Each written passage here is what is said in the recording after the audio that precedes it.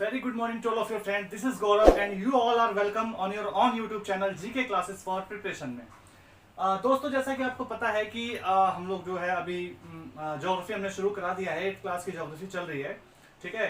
तो हम जो है इसमें अभी सेकंड चैप्टर जो है कवर करा रहे थे, यानी हम लोगों ने भूमि, मृदा, जल और प्राकृतिक वनस्पति और वन्य जीवन जो संसाधन है उसके बारे में हम लोगों ने पिछली क्लास में चर्चा की।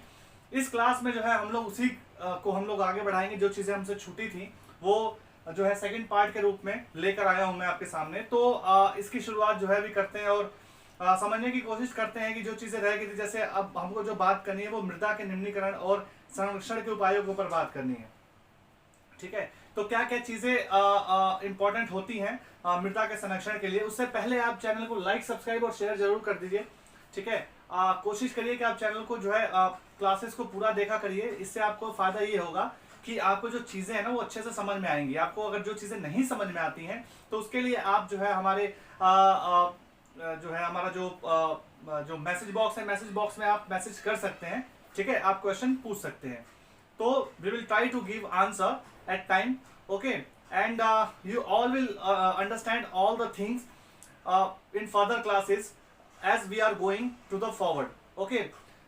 और इसके साथ साथ जो चीजें हैं, जैसे हम जानते हैं कि जो कई बार क्या होता है ना कि जो चीजें होती है कई बार छूट जाती हैं, तो उन चीजों को आप फिर से जो है इसमें देख सकते हैं चैनल पे। आप कोई भी आप अपना टॉपिक जो है सर्च करिए और सर्च करके यहाँ पे देख सकते हैं, ठीक है। या चैनल पे विजिट करके भी आप देख सकते हैं। जीके विद गौरव के मिश्रा के नाम से चैनल है, ठीक है। आप चाहे तो गौरव गौरव के मिश्रा 95 के नाम से भी आप सर्च करके इसको देख सकते हैं, ठीक है। टेलीग्राम पे हम लोग अभी इसका जो पीडीएफ डाल रहे हैं, लेकिन मैंने देखा है कि भी ज्यादातर लोग इसे जुड़े नहीं हुए हैं, तो मुझे लगता है कि हो सकता है कि जरूरत ना हो, ठीक है। लेकिन फिर भी अगर आप डिमांड करेंगे तो फिर से मैं पीडीएफ डालना शुरू कर दूंगा, क्योंकि भी पिछले 2-3 क्लासेस 4 क्लासेस से भी पीडीएफ नहीं डाले हैं, ठीक है।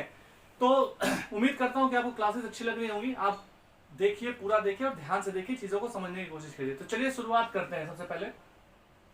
सबसे पहले हम बात करेंगे कि मृदा का जो निम्नीकरण है, ठीक है, निम्नीकरण कैसे होता है और उसका संरक्षण कैसे कर सकते हैं हम, ठीक है।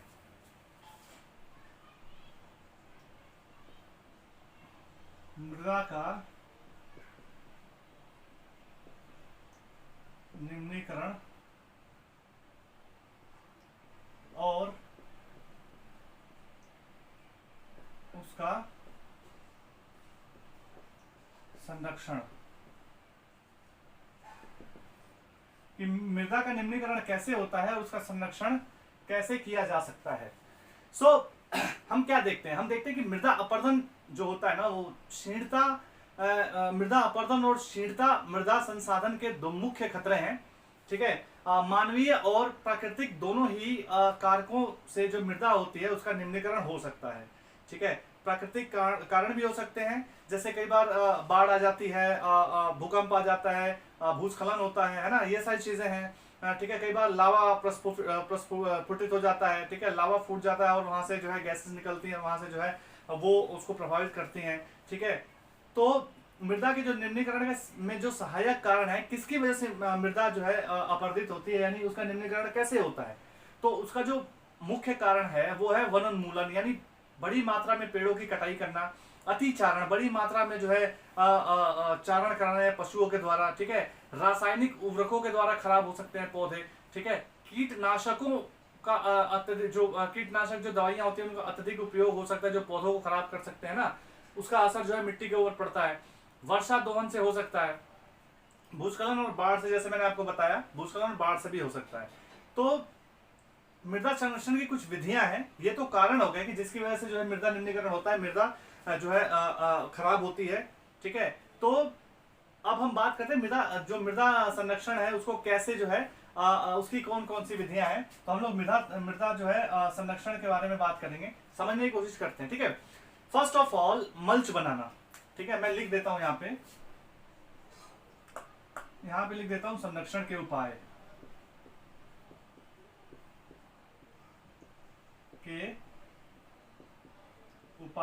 तो पहला आ जाएगा इसका मल्च बनाना, ठीक है। दूसरा, पहले इसको समझ लेते हैं कि मल्च बनाना क्या होता है। तो पौधों के बीच अनावृत भूमि जैव पदार्थ जैसे प्रवाल से ढक जाती है। इससे जो मृदा होती है उसकी जो आर्द्रता है वो बनी रहती है। ठीक है, उसके बाद वेदिका फॉर्म बनाना। वेदिका फॉर्म ये बड़े बड़े जगहों पे होता है, चारों तरफ से उसको जो है वेदिकाएं बना दी जाती है बड़े बड़े क्षेत्रों पे, ताकि जो मिट्टी का जो कटाव है वो ना हो पाए। ठीक है, वेदिका फॉर्म बनाना। ठीक है, इसके बाद जो है और तीसरा है वो समोच्च रेखीय जुताई। ठीक है, ये पहाड़ी इलाकों में होती है।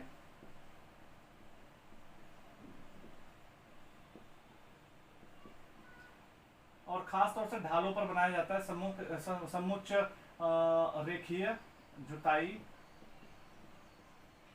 ठीक है, इसके बाद जो फोर्थ है, अब देखिए समोच्च रेखीय जुताई के बारे में समझ लेते हैं कि जो समोच्च रेखीय जो जुताई है, एक पहाड़ी ढाल पर समोच्च रेखाओं के समानांतर जुताई, ढाल से नीचे बहने वाले जल जो होता है ना उसके लिए ये जो है कह सकते हो कि जो नीचे जो अवरोधक जो होते हैं ना, अवरोधक के रूप में ये कार्य करते हैं, यानी सीधा जो पानी जो है ना तेजी से जो है नीचे की तरफ नहीं आता है। ठीक है, अब इसके बाद है रक्षक मेखला।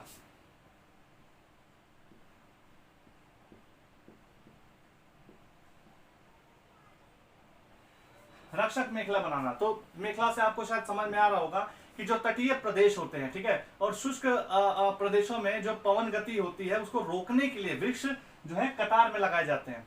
ठीक है, इनको रक्षक मेखलाएं कहा जाता है। वृक्ष जो है कतार में लगाया जाता है ताकि जो मिट्टी का कटाव ना हो। ठीक है, अब होती है समोच्च रेखीय रोधिकाएं। ठीक है,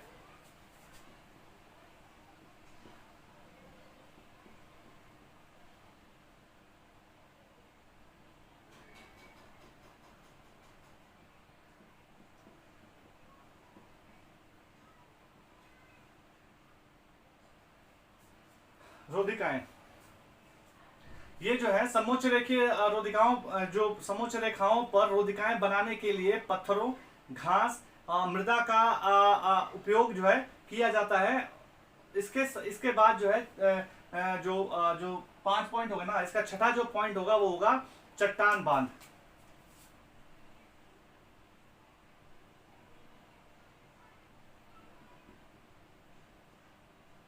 ठीक है जी, ये चट्टान बांध है। यह जो है जल के प्रवाह को कम करने के लिए बनाए जाते हैं। ठीक है, जिससे कि जल का बहाव तेजी से ना हो और जो मिट्टी का कटाव जो है तेजी से ना हो। बीच बीच की जो हम देखते हैं ना, अब जो 7वां पॉइंट होगा वो होगा बीच बीच जो है बीज की फसल उगाना।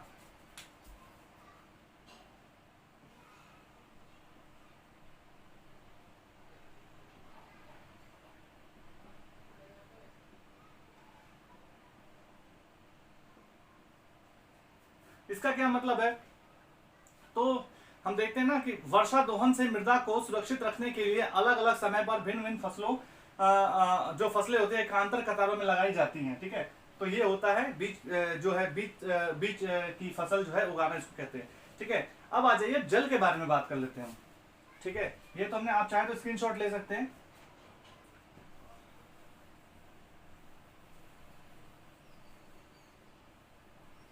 देखिए, जैसा कि आप जानते हैं कि जल जो है वो सभी के लिए आवश्यक है। ठीक है, जल जो है उसकी इंपॉर्टेंस बहुत है। बिना जल के व्यक्ति ज्यादा से ज्यादा 5 से 6 दिन ही जीवित रह सकता है। ठीक है, उसके बाद अगर उसने जल नहीं लिया तो उसकी मृत्यु होना पूरी तरीके से कह सकते हैं ना कि मुमकिन है। जल यानी वाटर। सो जैसा कि आपको पता है कि एक जो है जो है बहुत ही महत्वपूर्ण और नवीकरणीय संसाधन है। नवीकरणीय का मतलब ये नहीं है कि आप इसका दुरुपयोग करें। ठीक है, नवीकरणीय का क्या मतलब होगा, जो फिर से बन जाता है, लेकिन इसकी जो मात्रा है अब सीमित होती जा रही है। उसके बारे में हम बात करते हैं अभी। तो जो हमारा भूपृष्ठ है, भूपृष्ठ पर लगभग 3/4 भाग जो है जल से ढका हुआ है, जैसा कि आप जानते हैं। ठीक है, इसलिए इसको जल ग्रह भी कहा जाता है हमारी पृथ्वी को। इसके साथ साथ लगभग 3.5 यानी 3.5 अरब वर्ष पहले जीवन आदि महासागरों में ही प्रारंभ हुआ था। जैसे कि तरह तरह की जो है आप कह सकते हो कि पौधे हुए। ठीक है, तरह तरह के जंतु जो है हुए। ठीक है, और इसके साथ साथ हम देखते हैं कि जो समुद्रों का जो जल है वो काफी लवणीय जल है ना, काफी मात्रा में उसे जो है नमक पाया जाता है। ठीक है। और जो साफ जो अलवण वाला जो जल है जिसमें लवण नहीं पाया जाता वो सिर्फ 2.7% ही है, जिसमें से 70% जो है जल जो है बर्फ और हिमालयों के रूप में है, वो अंटार्कटिका में मौजूद है, ठीक है, ग्रीनलैंड और पर्वतीय प्रदेशों में पाया जाता है।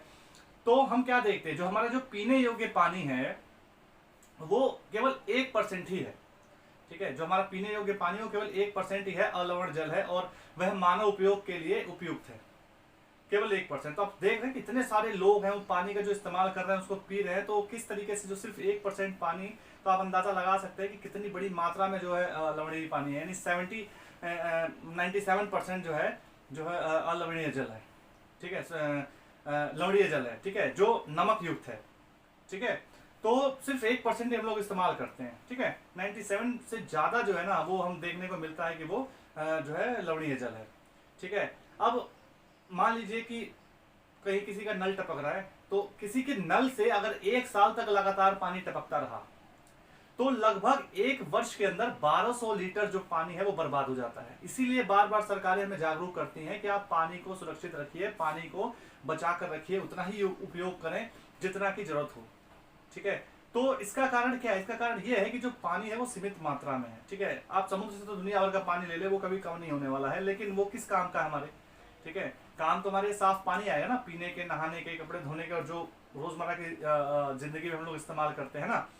तो अब हम इसके ऊपर ये बात करने वाले हैं कि जल उपलब्धता की जो समस्याएं हैं वो क्या हैं।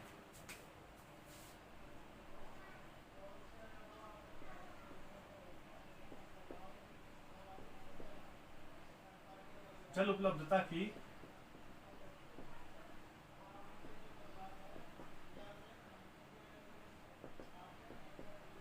समस्याएं, ठीक है।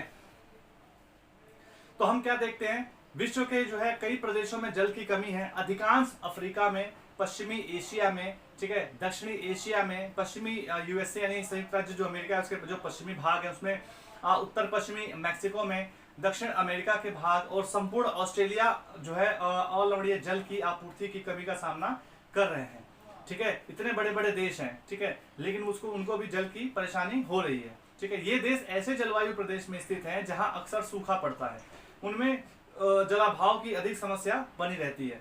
तो आप देख सकते हैं इतने बड़े बड़े देश हैं वो जल की कमी से जूझ रहे हैं, हालांकि ये समुद्रों से घिरे हुए जगह हैं, इनके आसपास समुद्र है, लेकिन वो किसी काम की नहीं है, ठीक है। तो हमें ये देखना चाहिए कि जो जल का अभाव है किस तरीके से जो है बढ़ रहा है, और पिछले 20 वर्षों में जिस तरीके से हमारी जो जनसंख्या बढ़ी है, चाहे वो पूरे वर्ल्ड की मैं बात कर रहा हूँ, सिर्फ भारत की नहीं कर रहा हूँ, भारत में तो खैर बढ़ी है, लेकिन पिछले 20 वर्षों को यानी जो 2 दशकों में जो संख्या जो बढ़ी है ना, उसकी वजह से और इसकी जो है कमी होने शुरू हो गई है, ठीक है। कई जगह हम देखते हैं कि जो सौराष्ट्र के कुछ जगह है वहां पे लोगों को पानी खरीदना पड़ता है, ठीक है। तो ऐसा समय आ गया कि रोजमर्रा के जीवन के लिए उनको पानी खरीद के इस्तेमाल करना पड़ रहा है, ठीक है। तो जल संसाधनों का संरक्षण कैसे किया जा सकता है।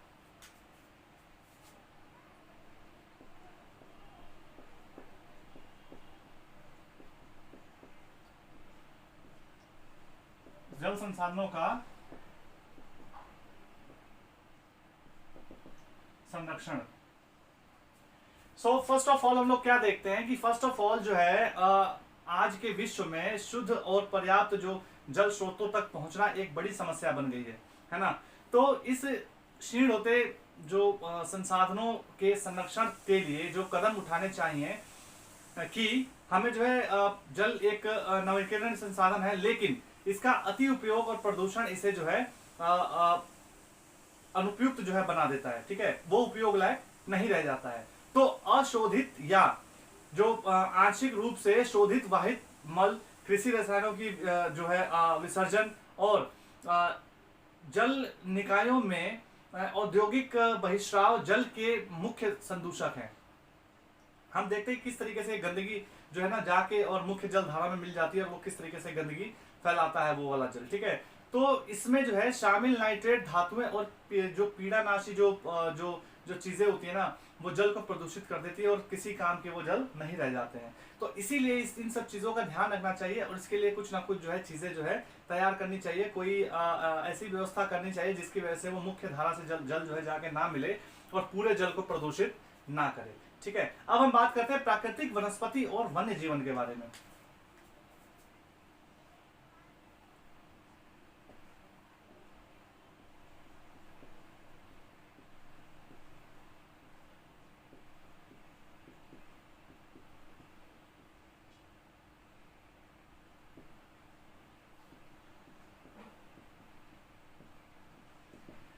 जैसा कि आप जानते हैं कि प्राकृतिक वनस्पति वन्य जीवन के बारे में आप अच्छी तरह से जानते हैं।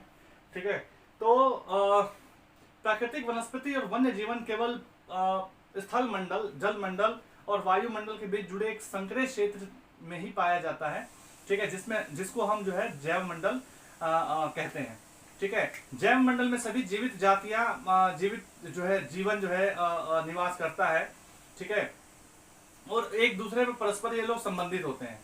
ये जो चीजें होती है एक दूसरे पर संबंधित होती हैं। जैसे सांप है वो चूहों पर, मेंढक पर जो है डिपेंड करता है, वो दूसरे सांपों को भी खाता है ना। इस तरीके से ऐसी जो चूहा है वो खेतों में ज्यादा रहते हैं और वो अपने जो फसल है फसल के ऊपर डिपेंड करते हैं। वो कीड़ों पर जो है जो कीड़े हैं वो भी फसलों पर डिपेंड करते हैं और कीड़ों को पक्षी खाते हैं। इस तरीके से जो है साइकिल बना हुआ है। ठीक है, तो ये एक दूसरे पर संबंधित है। हम लोग जो है पेड़ों पर संबंधित है, फसलों पर संबंधित है ना। हम लोग पेड़ों से जो है सांस लेते हैं, ऑक्सीजन लेते हैं, है ना। तो एक दूसरे पर ये संबंधित है। तो ये क्या है, जैव मंडल। तो जैव मंडल में सभी जीवित जातियां जीवित रहने के लिए एक दूसरे पर जो है परस्पर जो है संबंधित है और निर्भर करती हैं। इस जीवन आधारित तंत्र को परितंत्र कहते हैं। क्या कहते हैं इसको, हम परितंत्र कहते हैं।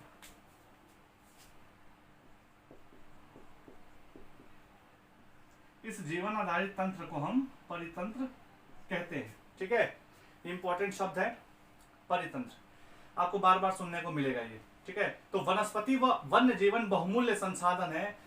जैसे हम बहुमूल्य संसाधन इसलिए क्योंकि हमें इसे लकड़ी प्राप्त होती है, वायु मिलती है, जानवरों को आश्रय मिलता है, इससे हमें कागज मिलता है, इमारती लकड़ी मिलती है।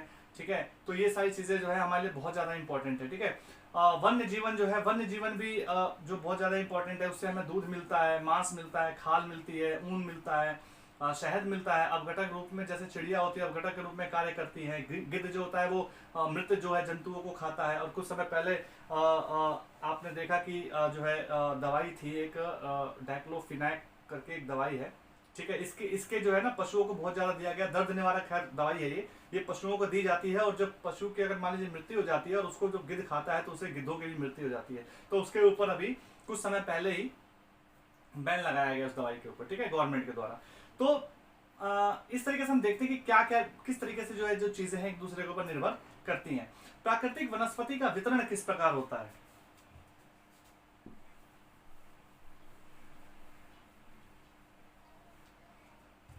प्राकृतिक वनस्पति का वितरण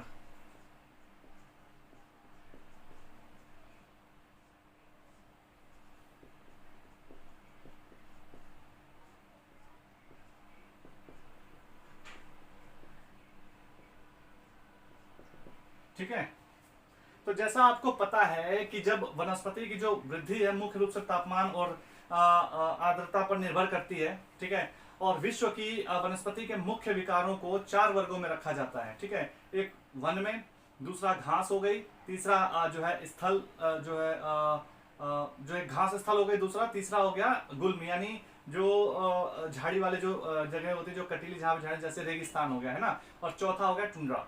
तो जो वन होते हैं एक वर्षा वन होते हैं जो भारी मात्रा में जो है बहुत ज्यादा भीड़ भाड़ वाले जो इलाके होते हैं वनों से जो ढके हुए होते हैं, जिसे हम वर्षा वन कहते हैं।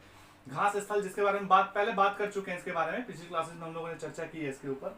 ठीक है, तो ज्यादा इसको नहीं हम बढ़ाएंगे, तो हम मोटा मोटा जान लेते हैं। और घास स्थल होते हैं कि जहाँ पे सामान्य वर्षा होती है वहाँ पे घास स्थल होते हैं। ठीक है, उसके बाद गुल्म यानी जो रेगिस्तान वाले इलाके वहाँ पे कटीली झाड़ियाँ होती है जिनकी जो पौधों की जो जड़ें हैं वो काफी गहरी होती हैं और उनकी पत्तियां जो होती है वो जो है उसको वहां से नीचे से जो है जड़ से पानी सोखती हैं। ठीक है, वो मोम टाइप की पत्तियां यानी कि हो जाती हैं। और टुंड्रा यानी आपको पता है बर्फीले इलाकों में पाए जाने वाले जो पौधे हैं। ठीक है, तो प्राकृतिक वनस्पति और वन्य जीवन का संरक्षण कैसे किया जा सकता है, तो इसके बारे में लोग चर्चा कर देते हैं। फर्स्ट ऑफ ऑल कि जो वन है हमारी जो वन है वो हमारी संपदा है और पौधे जंतुओं को आश्रय प्रदान करते हैं। ठीक है, कहीं ना कहीं हम लोग भी पूरी तरीके से पौधों के ऊपर डिपेंड करते हैं क्योंकि हमें ऑक्सीजन मिलता है वहां से, और जो फालतू जो कार्बन डाइऑक्साइड होती है वो कार्बन डाइऑक्साइड पौधे सोखते हैं और हमारे एटमॉस्फेयर को साफ रखते हैं ना। तो साथ ही जो परितंत्र को भी जो है सुरक्षित ये लोग रखते हैं। जलवायु परिवर्तन व मानव हस्तक्षेप के कारण नष्ट प्रजातियां जो है जो जलवायु का जो परिवर्तन होता है और जो मानव हस्तक्षेप जो होता है उसके कारण जो है प्रजातियां जो है असुरक्षित हैं, नष्ट हो रही हैं। ठीक है, और पशुओं के मारे जाने से जो है जो पशु खाल के लिए, चमड़े के लिए, नाखून, दांत और पंखों के लिए, सींग के लिए जो जानवरों को मार दिया जाता है तो उससे जो हमारा एटमॉस्फेयर पे यानी हमारे वातावरण पे उससे प्रभाव पड़ता है, और जो हमारे जो एटमॉस्फेयर को लोग सुरक्षित रखते हैं और ये जो जानवर सभी मिल के जो है जंगलों को सुरक्षित रखते हैं, उनको हरा भरा रखते हैं, तो उससे हमें काफी नुकसान होता है। ठीक है, इसीलिए गवर्नमेंट ने, इस सरकार ने क्या किया कि राष्ट्रीय उद्यान बनाए, वन्य जीव अभयारण्य बनाए हैं, जैव निचय बनाए हैं, हमारी प्राकृतिक वनस्पति और वन्य जीवन को सुरक्षित रखने के लिए जो है ये बनाए जाते हैं। ठीक है, जिससे कि जो चीजें हैं वो बची रहें। कुछ चीजें ऐसी हैं जो समाप्ति की कगार पे हैं, जैसे कुछ जानवर हैं जो समाप्ति की कगार पे हैं। ठीक है, और उनको बचाने के लिए भी गवर्नमेंट जो है समय समय पर जो है कदम उठाती है, और कई सारे ऐसे अगली क्लासेस में हम लोग इसके बारे में पूरी तरीके से बात करेंगे। ठीक है, तो ऐसे कानून बनाए हुए हैं जिससे कि इनको जो है सुरक्षित रखा जा सके। ठीक है, संकरी घाटियों, झीलों और आर्द्र भूमि का संरक्षण जो है मूल्यवान संसाधन नष्ट होने से बचाने के लिए आवश्यक है। ठीक है, तो साइट्स के बारे में शायद आपने सुना होगा।